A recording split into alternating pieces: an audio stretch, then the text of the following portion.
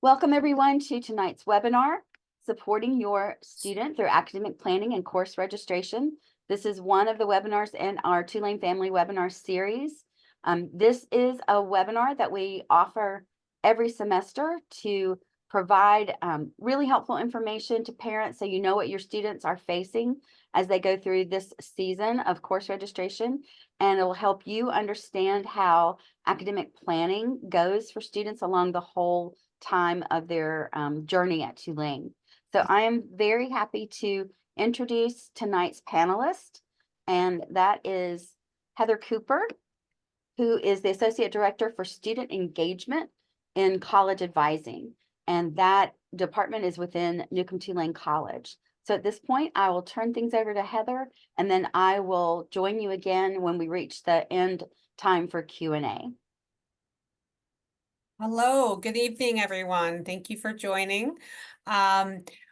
Today, I'm going to be talking to you a little bit about how to support your student through academic planning. This is a really important conversation for me to have with you, and as I know, you get lots of questions that get funneled through you, lots of anxieties that get funneled through you during the registration cycle. I've worked in college advising for over 10 years, and I've worked from being an advisor all the way through being a trainer for advisors, and now as Associate Director of Student Engagement, where my main focus is making sure there are strong and important connections happening between the students and our advisors each day. You can advance the slide, Penny. As Penny mentioned, we're going to talk about some of the specific information, resources, and types of advice that will help your student and support them as they think about their academic planning and preparation for both summer and fall course registration. So tonight's objectives, I tend to go on tangents, but I try to give myself a list that I can follow along the way. Tonight's objectives are really just a focus on telling you a little bit about the context of my office and how your students engage with our office, and especially through registration. So what is the advising model at Tulane? What is registration? What is a time ticket? What is the timeline and the calendar dates that are important to the registration process? Essentially the framework for all advising. What are the advisor roles and responsibilities in registration versus the student roles and responsibilities in registration? What are the ways you might be able to support your students through this? And some just reminders, thoughts from me, and some resources and web links that Penny will share out later. And of course, some time for your questions as well. So first, the advising model at Tulane, it's morphed a little bit over the last year or two, kind of a post-COVID period, as it were, where have always been situated in Newcomb-Tulane College, which is the undergraduate arm of the university, and the residential students that work and live here on campus. Newcomb-Tulane College was built and created post Hurricane Katrina. And I won't go into the whole history of it, but we have over the last almost 20 years now really developed lots of different student-focused services within Newcomb-Tulane College. Of course, college advising, my office, is one of those services. Other services include success coaching, career coaching, study abroad advising, fellowship advising for those postgraduate scholarship opportunities like Fulbright. These are all the things and more that kind of live in Newcomb-Tulane College. Within college advising, especially over the last year, we've broken up our staff of about 20 advisors into 3 distinct teams. One being our first year advising team. I understand that tonight's presentation is lots of parents of our first year students. So I expect that many of your students are associated with and assigned to advisors on our first year advising team. We have our core college advisors. This is broken up into 2 teams. One set of advisors works with students primarily majoring and interested in business and science students. And the other group works with pre-professional like architecture, public health, and of course, liberal arts, which is the other kind of half of our student body. So these advisors and these 2 core college advising groups really take on students in sophomore year. A lot of students will transition to these teams next year and then work with them to make their pathway and build their pathway and plan toward graduation. We do have specific pre-professional advisors in office, just 2 that focus on pre-health and pre-law professions. These advisors are really focused on the supporting students through the application for those post-graduation opportunities. So freshman year is not too early to meet with these advisors, but they will start understanding more about the application system over time as they get closer to senior year graduation and when those applications might be due.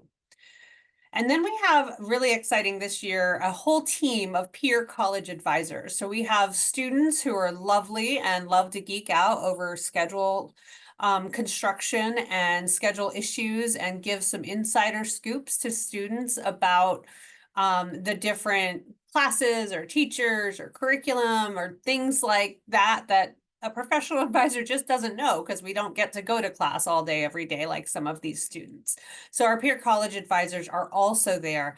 And students sometimes feel really good about being able to talk to a student about certain things instead of a professional advisor, at least at first. And these students are well trained in these things. So those are just some of the ways that we can support your student and some of the people in our office that do so. So where to find us, how do we operate? We do, of course, our gold standard, lots of one-on-one appointments. Students generally need to schedule appointments ahead of time with their assigned advisor up to 2 weeks prior to any appointment. So our appointment system opens up and is visible up to 2 weeks in advance. Your student might say that we are full or don't have open appointments during peak registration time, which started today. That is true. But as soon as registration kind of moves on, there will be more advising appointments available post-registration. So it's fine to check in after registration and use some of our other resources during this busier time. But one-on-one appointments are linked and found through Calendly. We have a virtual advisor throughout the priority registration period, which is these next week and a half. We have virtual advising available from 9 a.m. to 5 p.m. every day with multiple advisors on hand to answer questions just, for students who might be sitting in their room and needing to log in. It is first come, first serve, but we have found this to be a real big help for students who just kind of need to figure out short questions or have hit a roadblock that for us, it might be relatively easy to overcome, but for them, they're kind of panicking. So it helps us get in front of them as quickly as possible rather than waiting for a scheduled appointment. We also are adopting a lot of new drop-in opportunities for students. So while I know that there are first-year student parents here, that you might also have a sophomore or junior or even a graduating student. But the drop-in events are something that we're prototyping this semester for our entire staff during registration. So our different events that we're having right now are always available on WaveSync, which is the student event kind of portal for the whole campus. So all they need to do is look up college advising on WaveSync, and they'll get a website that shows them all the upcoming drop-in opportunities. We even have one next week that's late night advising from 7 p.m. to 10 p.m. in the new Smalls Family Hub in the garage with the new residence halls. So we're excited to do that as well. I'm aiming to bring pizza. That's my hope. And then, of course, our peer college advisors are also available daily to meet with on a drop-in basis between 11 to 5 here in Mussafer Hall, which is the home of college advising.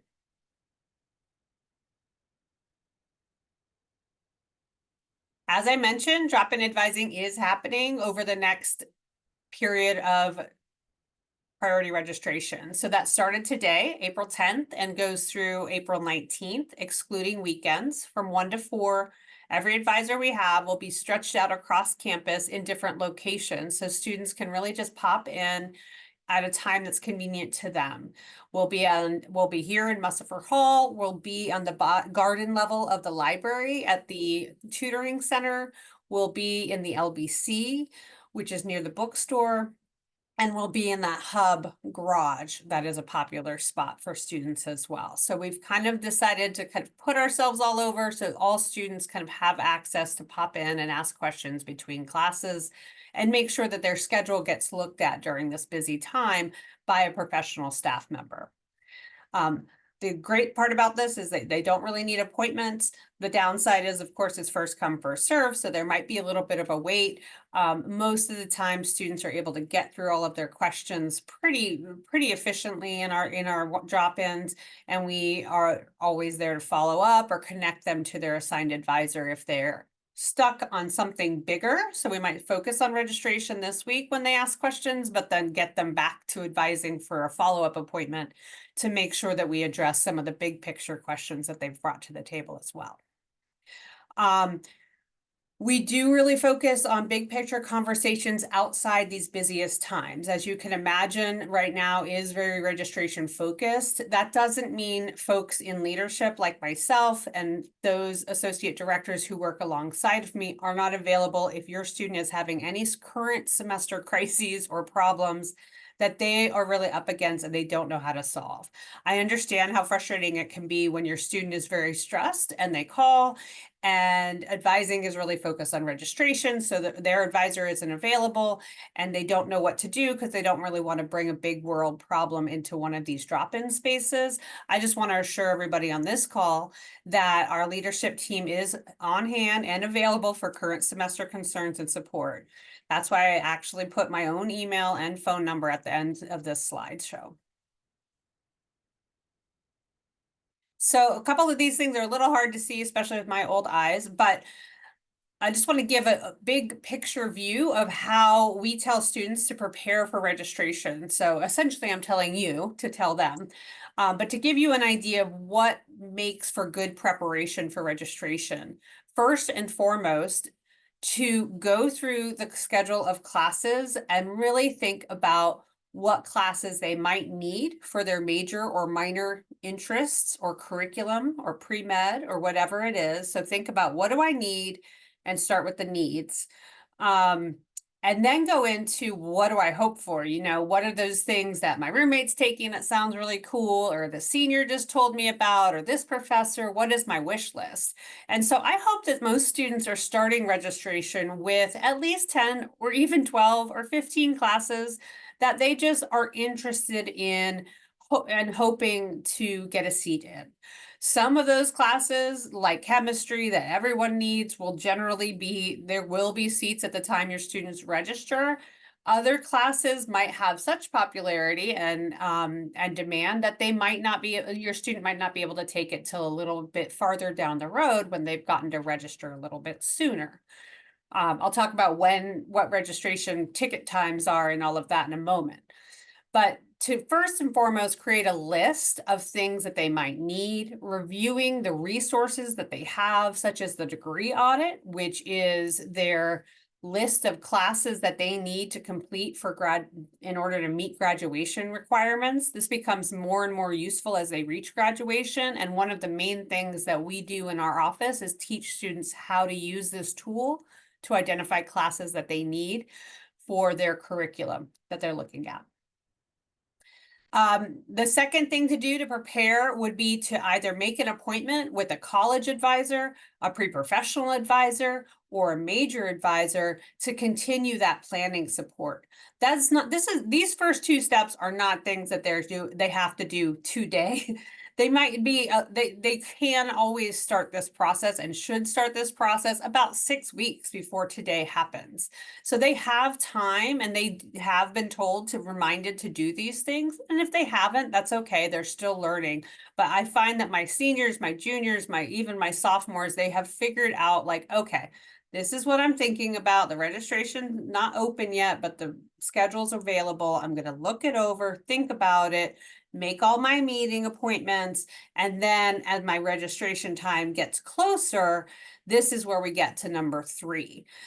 This is building a final planner. The final planner should be taking that list of 15, 20 classes and whittling it down to the 5 that they might be taking to reach about 15, 16 credits per semester, which is the general framework for steady progress toward graduation. I recommend doing this like the morning that students are registering, so they can really take a real world look. Okay, what's available today and what can I add today? It might not be that the 10 a.m. chemistry is available, but the 8 a.m. is. I want students to prioritize the things that they need and register for them, and then remember that they can always make changes later. So if they don't think they'll ever make it to an 8 a.m. class, I don't want that to stop them from registering for it for now. And then they can watch for seats in a different section that they would prefer later. Long story short, on the day before they register, they should be looking at their schedule to really whittle down what is realistic about the classes I have. And this is where drop-in advising can come in really handy, because it might have been that they built a lot of different planners and planned lots of cool things that they had wanted. And now there's a little bit of a wait list for certain things. So now they're not sure what strategy to take on. And that's where dropping in and chatting with us, we can help them maneuver through the registration moment that is now, and then talk to them afterwards in a one-on-one meeting about how to continue moving forward towards their ideal schedule. And then number 4, these are just tips for successful course registration. Our website is always a good resource, and the university's registrar's office has an academic calendar. I've given some links later, and we'll talk about some important calendar dates coming up as well. But these are important things that will also help with registration, essentially knowing what the resources are, which is why we nail them in with you all, because you all might absorb what those resources are a little better than your student who might be mid-semester dealing with exams and other things. So speaking of, registration reminders. So some things to think about. I've kind of started hitting on some of these. Priority registration is just right now. It's just April 10th through April 19th when new registration times open. Each day, according to the number of credits that a student has earned, each student will be assigned a date and time that their registration will open. This is posted on the registrar's website. Again, we can share the link. It is totally based on credits, and there's nothing an advisor or well-meaning instructor or anybody can do to really change that time. Students almost always think they have a bad time. And in my opinion, that the people who have the highest credits are the ones who register first because they're closer to graduation. So usually, especially first and second year students, they do have a little more time to figure out how to get into those classes that they really want or would prefer.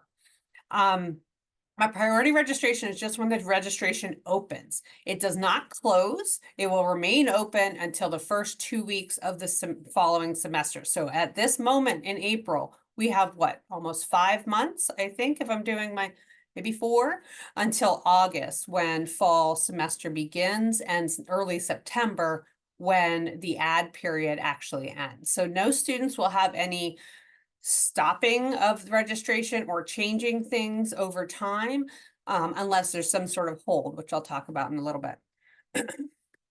So schedule changes can kind of keep going on and tweaking. So priority registration is the time to kind of get locked in to the things that they need now, and then they can kind of move toward that ideal schedule a little later. Time tickets, like I said, are based on credits. Students should focus on registering for the minimum full time. So a lot of students will say, well, I had 5 classes on my schedule, then my time ticket opened up and I was only able to register for 2. So now I'm registered in 6 credits. Then my little advising heart breaks a little bit because I really need people in full time for a couple reasons. A lot of it has to do with financial aid and different things that are required in order for a student to be marked as a full-time student in the system. They have to be registered for 12 credits.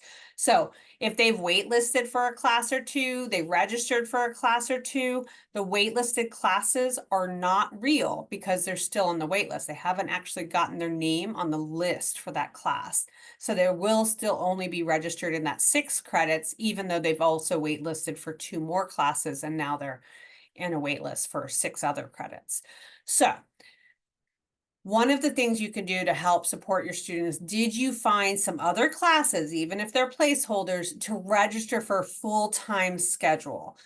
For athletes that, not being in 12 credits will mess with their eligibility. Like I said, some of the summer processes that kind of review and help move financial aid forward can be impacted. So that 12 credits, even if there's some placeholder classes, is a really important minimum. Now remember, 12 credits over 8 semesters won't get somebody to 120 credits, which is what most of our degrees require for graduation. So the average number of credits students should be enrolled in is 15 to 17 credits per semester to get them into graduation in a timely manner. 12 credits is fine for kind of this first round of registration. If they're really waiting on some class or 2, I want them to be at 12, but even better would be 15. And then kind of keep looking for those changes to happen if they get off a wait list or if they find another class that's interesting, or if the university says, wow, there's a lot of demand for this particular chemistry class and the class is filled up. Let's evaluate our resources and see if we can get another section of this class available. Doesn't always happen, but new things are added, especially over that long stretch of summer when the university is weighing their resources. So it's a super helpful thing to remind students that if you need it for your curriculum, they're probably going to continue adding a new section if there's a lot of people on the wait list. Adding to the wait list is a great way to show demand for a class as well. If there's another section that somebody could take, then they're probably not going to open a new section of that same class. But I think it's helpful for students and parents to understand that, like, if there is a closed class and everybody needs math for engineering, then and that class doesn't have any seats left, give the university a hot minute and we can make sure that we communicate that to the departments and move that into the radar of our deans and people who have the power to put some resources into an area that might need it, because there's happens to be a lot of sophomores who are majoring in communications or engineering or something like that. The important thing during registration, so until April 19th, I don't know why I want to jump to August already. We have registration will allow students to add up to 17 credits. There are a few structured curriculum like engineering that need 18 credits, and those are usually preemptively raised a little so students can add what they need. But 17 credits is like first round. It ensures that seniors don't sit on seats that they don't have any intention of taking. And it ensures that our first year students have some options when they get to registration and can register for up to 17 credits in that first round. As soon as everybody's had a chance to register during their ticket time, the following week, that maximum will be raised to 19 credits. Students probably shouldn't go over 19 unless there's a real strong need for it, and that should be discussed with advising. Anybody who needs to go above 19 needs to wait till the current semester is over and they've spoken to their advisor. Waitlist, I like to give a little education about waitlist because there's always a little misunderstanding about why the buttons aren't clicking in the registration system. Students can only waitlist for up to three classes during this early priority registration time. I encourage students to do so, so they're kind of getting in line and making sure that they at least have a seat on the wait list. And if people do start dropping that class, then they will move up the wait list. And of course, ideally, eventually by August, they might be able to get a seat in the class, even if they have to sit on it for a few months. So it's important for them to understand that they can only register or wait list for 3 official classes. They need to be different classes and different sections. Students cannot register for one section of chemistry and then waitlist for the same class at a different time. They can only register for one class and waitlist for a different class. That's my registration reminders. So some of the dates coming up that are important outside of registration, April 10th, obviously, as I've stated, is the registration for fall 2024 begins. May 1st is the last day of classes. The exam period follows with May 4th through 9th, and then commencement, which is May 18th. Advisors will become quite busy during the week before commencement because we will be checking through each of our graduates to make sure that they are ready to go and ready to graduate. Again, if your student is having any end of semester crises and feels like they can't reach their advisor, please don't hesitate to reach out. So the advisor role in registration is to, of course, be an important support system for your students. We are experts in what the Newcomb-Tulane College core curriculum is, and we are generalists who focus on making sure students are getting the right amount of balance and along with the specific courses that they might need for their curriculum. We're really good at classes at the beginning of a curriculum, but as students move farther and farther into their curriculum, it's more and more important that they get closer connections to their major advisors. We'll still be here and we still will help them get to graduation and that big picture stuff.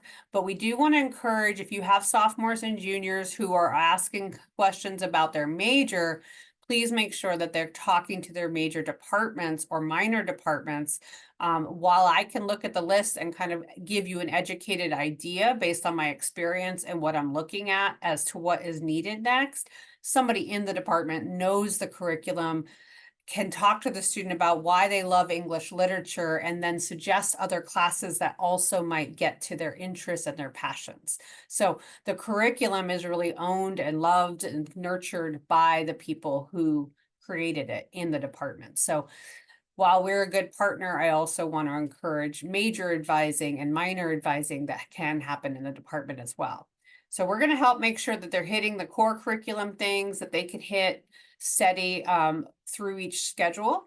They make good decisions. So we help them think through, like, yes, these are the things you need, but do you want to take, can you take, or can you succeed in taking 3 science and math classes all at the same time, or should we kind of balance that out in some other way? If we need to, we will refer to the people who know the curriculum the best, and we'll refer out to the specialists, the schools, the majors and minors. If your student is having other issues that come up during registration, we'll also connect them with those resources that might be more appropriate for them. If there are health concerns or other things happening right now, it's really most important that they focus on that. We'll figure out registration later if that's not, it's something they are able to work on at this moment. And then, of course, we're here to keep an eye out for any issues that might pop up with how they're trying to register, or conflicts that they don't realize that they've created within their schedule. Now, the student's role is on the next slide, and we'll forward that one.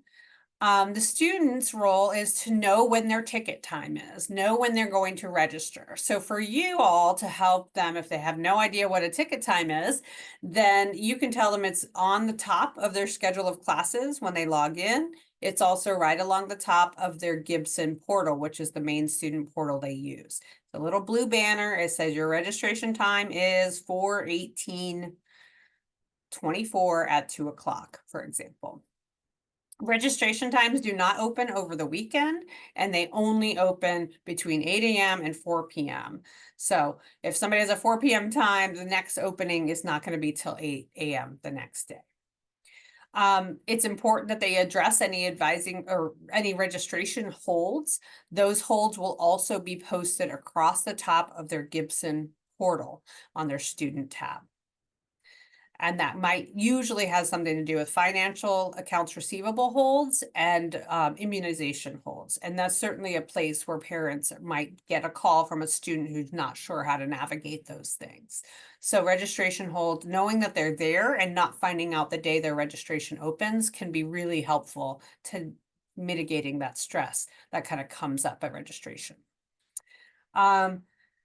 Consulting the academic resources across campus is really important for the student, and we expect them to come to our meetings, kind of having consulted some of those resources, having thought about that list of classes that there would work for them, and having looked at something like their degree audit, which will show them how far they've moved on in their curriculum and which classes are still left to go for their major in history or for their major in neuroscience. We expect that they've come to meetings as often as they can with prepared planners. A planner is a piece of the scheduling system that allows, kind of like scratch paper, allows them to draw out the ideal schedule. Bringing that to us or to sending a snapshot by email can really give us something to work with. If a student just emails an advisor and says, "What should I take in the fall?" that email likely is not going to get answered very quickly. That's a multi-step process for a very busy advisor, and it's not going to, and the student hasn't done anything to prepare that question. So it's better if they say, "Hey, I'm not sure what to take. I know I need to take chemistry in this, but I also added in my planner these things. What do you think?" So giving us something to kind of look at, review, and give feedback on will always deliver better answers, better questions, better answers. The most important thing that students need to do is to try to register at their time ticket and to be flexible, not to hinge their entire world or all of their feelings into one set of class schedules. There is flexibility, and we're going to help them with that, even if it has to happen after they register.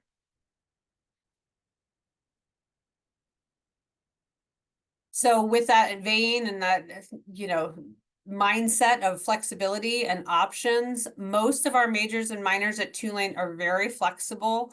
Often students can do things that count for multiple majors or a core curriculum requirement and a major.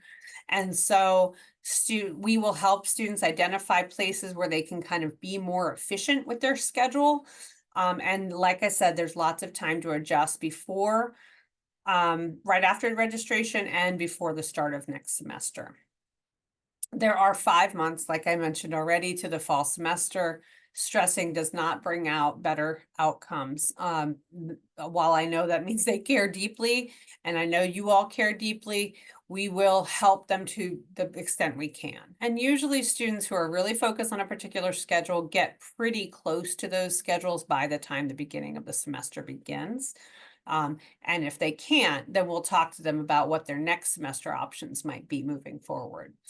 I've done this for a really long time, 10, 11 years, and I feel like I can probably, we can always put together something that they both will like, do well in, and have access to in that given moment. So don't give up is one of my big mantras.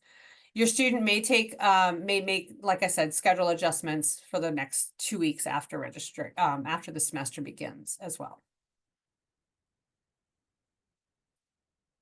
So a lot of you might be thinking or asking your student if they need to think about summer classes. Some students have been thinking about this for some time. Actually, our summer classes opened in last fall.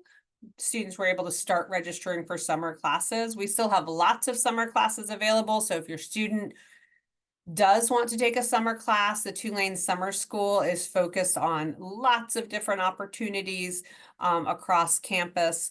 These types of opportunities just really need a good conversation with parents oftentimes to think about whether or not the student has time to commit to doing an educational academic route in the summer. What are their goals? What do they actually need to get out of it? Is it worth the investment of money and time and potential energy that they need to put into that? And what supports might they need to get through? Some students just do better on classes when they're at home. So maybe taking something as a summer class for a GPA boost over the summer is a great idea because they don't have as many shiny objects and distractions that they might have here at Tulane. So summer classes, we're here for it. We're here to talk about it. We're here to talk about how that might fit into their plan and what that may or may not do for them. I find some students have really good ideas for the summer, but they also oftentimes feel like they need to go, go, go. And sometimes that's not always the best plan either, right? If a student is doing a really rigorous program during fall and spring, maybe the summer is a time to decompress and take some time off and so that they can feel fresh in the fall. Excuse me. We have Tulane summer abroad, study abroad programs. A lot of those deadlines have passed, but there are some really cool programs if your student wants to look to them in the future summers, or if they want to check in to see if seats are still available in some of the programs. There are service learning options abroad, also through our Center for Public Service. These are international programs that usually are credit earning and can help with the service learning requirement that is part of our core curriculum. Students might find that they want to participate in research. Newcomb-Tulane College has lots of ways to help pay for and support students who want to do summer research that might be unpaid, or to help connect them to research opportunities through our research network. We have really good opportunities that are available in the summer. So if your student's willing to stay in the hot and muggy South for the summer, there actually are really good opportunities for those students to stay around, work in the lab, build some work experience, and those types of things. Again, it doesn't have to be the first semester after first year or your freshman year, but it might be something to embed into that summer plan later on. And then transferring credit into Tulane, there's a whole process. I could probably do an entire webinar on that, so I won't get in the weeds on transferring credit, but there is a process, a website that points your student to a transfer credit specialist whom they will meet with, review what they want to take, and they will work with that person to get their class approved for credit at Tulane, and then go take the class, come back with their official transcript, give it back to that person, and then that credit gets posted in the fall when they've completed the class. So lots of different options for the summer, but again, those one-on-one meetings during our quieter times are a time that we can kind of draw out our 8 little squares for semester by semester planning and look at summer planning alongside of that.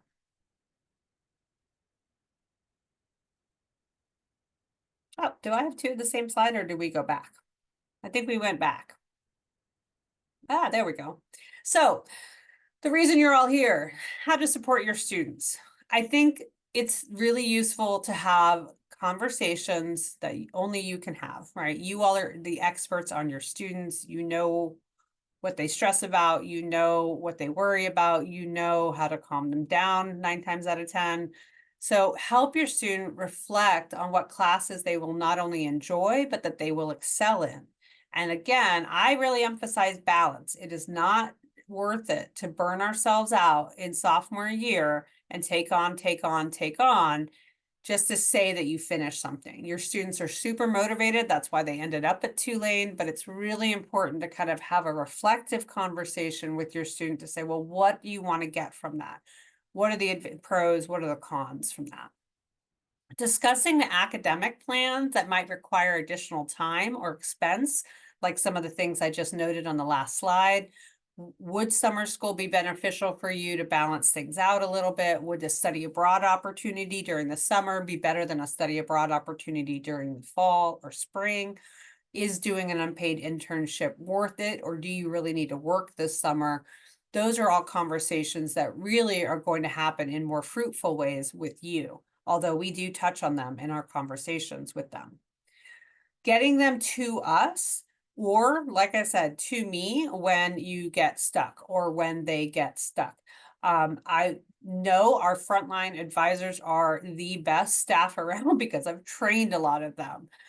There's 22 advisors here on staff, and they're all here. They do get busy, they do get out of office, they do get sick. That's fine. If your student is really stuck and can't figure a way out, please let's get them to me or get them to somebody in leadership, and I will route them to somebody who's available. It's okay if their direct advisor isn't available that day. We have entire teams around each advisor, and then we have an entire leadership team around all of our actual advisors, if that makes sense. Send them to the virtual advisor of the day or drop-in advising or those peer college advisors for those questions that are just better answered quickly and in the moment so that they can move forward. And then continuing to encourage that flexibility and patience with the process. There's a beehive mentality that happens definitely around registration, but all at certain points in the semester. And I suddenly get a lot of questions about a certain thing that a group of people might be panicking about. And as soon as I give one person the information, it kind of starts to die down a little bit. And I think it's really important to give your students from an adult perspective to a student perspective, to give them essentially the perspective they need to just calm down and take it one step at a time. The cards on the table are constantly changing during registration because seat availability goes up and down, but that's okay. That is part of the process, and we are really well trained in how to manage that, and we can calmly help them land through that. So I want you, I ask that you'd be partners in that, so we can all just help them know that, like, it's okay. This is part of the process. We'll figure this out. Now we're going to move forward with this option, and this option until this other option that you had hoped for comes available. Lots of resources. I mostly put this slide together so Penny can share it out and have links to the things that I've talked about today, including the DegreeWorks audit. Your student can access that on their student tab in Gibson. They do need to log into that, so you would not be able to just see it while going to the Tulane website, obviously. The university catalog shows all of our major and minor requirements, usually in a really pretty list, and it's getting better all the time. So I always suggest that students and parents consult the university catalog to get an idea of what the classes are for a particular major or minor. Departmental websites and even in-person department drop-ins are really important resources as well. A lot of people overlook those as well. Academic calendars, knowing what the dates are, helping your student remember when the drop deadlines are, when the add deadlines are, when midterms are going to be due.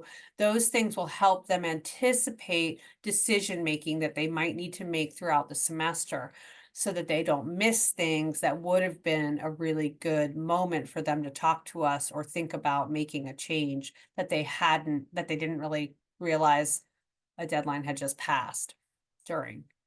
Our website, we recently switched it over to Drupal 9, which is really exciting, but there's the beginning of some really good information there. We continue to add information all the time, and FAQs and things like that are coming. But our website is where you can link to making an appointment and working with our student advisors, like I mentioned, or pre-professional advisors, or the transfer credit specialist as well. Offices that place registration holds. I just put this here so that if you have to get involved in contacting and figuring out why there's an accounts receivable hold or an immunization hold on a student's account, that these are the offices and the ways to reach them. And Penny said 30 minutes is the ideal webinar. I've given you 45, 47. So here we go. I'm ready for questions. So hopefully that means that Heather was so thorough that she's answered any questions you might have had. I see we've got one question. My daughter has classes during her ticket time and her advisor appointment is half an hour before. 2 questions. Is it recommended to meet with her advisor before the day of registration? And should she miss class or just start the registration process as soon as she frees up that day? I feel like this is a word problem. Her advisor's appointment is a half hour before per ticket time. I think that is actually very ideal because that, and not every student can do that. I'm sorry, we only have 20 advisors and we have 8,000 students, but that is pretty ideal if the student hasn't done it before, because it'll help them sit down with the advisor and be like, okay, these are the things that are actually available. We can show them how to manipulate the search a little bit so that they can get closer to the ideal schedule. And if they're panicking, or they tend to be somebody who does panic or have high anxiety around these moments, we can help talk them off the ledge a little bit. So I do think right before is a good idea.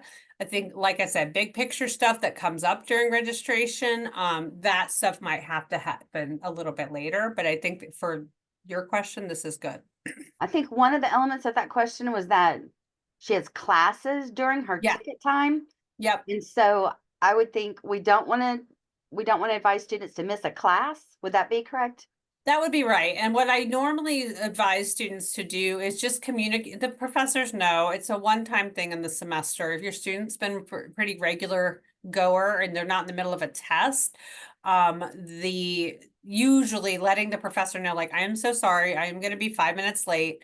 If they've set up their registration to essentially have no errors and kind of be ready to go at the moment their registration opens, it literally takes half a minute to register at that point because they've already done the work. If they have everything lined up, they know That's correct. the courses and stuff. So somebody wants a clarification. Mhm. They should visit with their advisor or a drop-in person before their ticket time.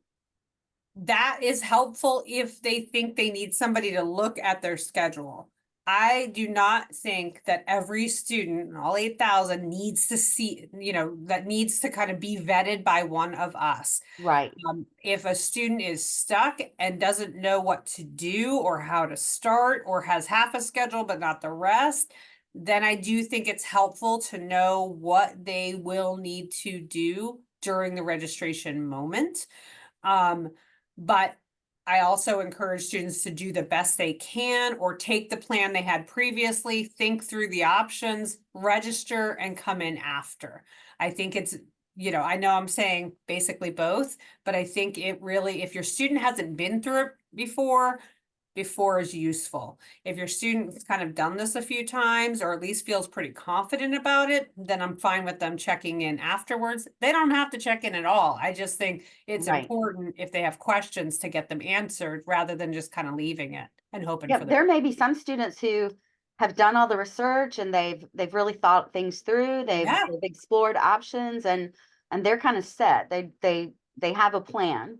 It's yeah. when they're still kind of struggling to figure out how it all fits together, or they're trying to make decisions about how they go forward. I think they need more of that consultation, wouldn't you say? Yeah, I think Heather? I think using your resources wisely is the message that is Yeah. important there. Okay. If a student is undecided on their major, how should he prepare a class needs list and a wish list? And does that change perhaps the amount of consultation a student who's undecided might require in a different way than a student whose path is sort of laid out for them Yeah, as a I think major? that's a really good question, and one I was just thinking about as we were saying, kind of before or after that answering that question. I think what's important for a student to bring to the table is things that they know about themselves. So knowing what you don't like is just as important and good information for me to work with you as knowing what you do like. So if you take the list of 50 majors we've had and you crossed off about 30 of them, that's still super helpful. And then I'm going to get some conversation going with you about those other 20 majors. And then really start getting into, well, what are the goals? What do you enjoy? What do you hope to get out of it? Obviously, you can't do 20 majors, but let's start moving toward a direction that makes sense for you. And often, because we're at registration, we'll think about that major and we'll look at the list of options of classes, and students start to see like, oh, well, those all sound really cool, or that all sounds awful. I thought the idea of this major sounded cool, but now I'm looking at what's required and I have no interest in that. So kind of bringing it down to the reality of it is most important. For them on the schedule of classes, they can search by subject area. So narrowing it down to maybe 2 or 3 subject areas that they'd like to explore, and then selecting the classes from those lists. So they want to look up sociology, they want to look up history, looking at the classes, adding some things to the planner that are like, oh, that sounds pretty cool. That sounds pretty cool. And then they suddenly have a list that is all on top of each other in a hot mess, but it's a list that they can kind of think about and something they can go to a drop-in advising meeting with one of us and kind of say like, I'm not really sure where to start, but these are the things I've thought about. And I can say, ooh, don't take that yet. You need to take an intro class first, or, those kind of kind of the more advisor thinking can go into looking at their list with them. So the most important thing is to bring a list to the table that Right. they Bring a draft. Yep, Give it their best effort, come up with a draft to get feedback on instead of kind of starting from zero. that's right. And correct me if I'm wrong, Heather, but one of those strengths of us having a core curriculum is that a student who's in their first year or going into the sophomore year before they have to declare a major, that second semester sophomore year, they've still got to build their core curriculum foundation. So their courses in different sections they need to take, and choosing from among those different pieces of the core curriculum can give them a way to explore different fields as That's right. well that might then translate into something that's a major for them. Yeah, if a So, student is really early in their curriculum and they're really undecided, I think starting with the core curriculum is a great idea because it does have area classes from all over the university, from and all the different schools that we associate with. So you can take an intro to architecture class, a drawing class, and then you can also take, a neuroscience class or a psychology class and kind of have a good mixture. Pretty quickly, a semester or two of a good mixture, students kind of know what they like. So it is a great way to explore. um, so there's one question about as an incoming first year students, when will students receive an advisor? And that advising process is different from what we're talking about here in terms of this is for current students. So if you are a parent of a current student who also has a new student coming in, or if somehow you're a parent of an incoming new student, then we will have another webinar specifically about that process that happens in the summer for the incoming class. The students will be brand new students in fall of 2024, so first year students then. And so do you want to mention just a sentence about kind of how that will go in terms of what time that'll start and everything? Yeah, so we have our first year team, like I mentioned, and so as soon as we have the admissions full list of the fall 2024 class that will be starting this fall. We'll have outreach from our first year advising team, but the specific advisor assignment will likely happen a little bit later in the summer. It's usually sometime in July that we kind of set those caseloads for the fall, once we kind of know exactly who's on the team and which resources we have to lean on.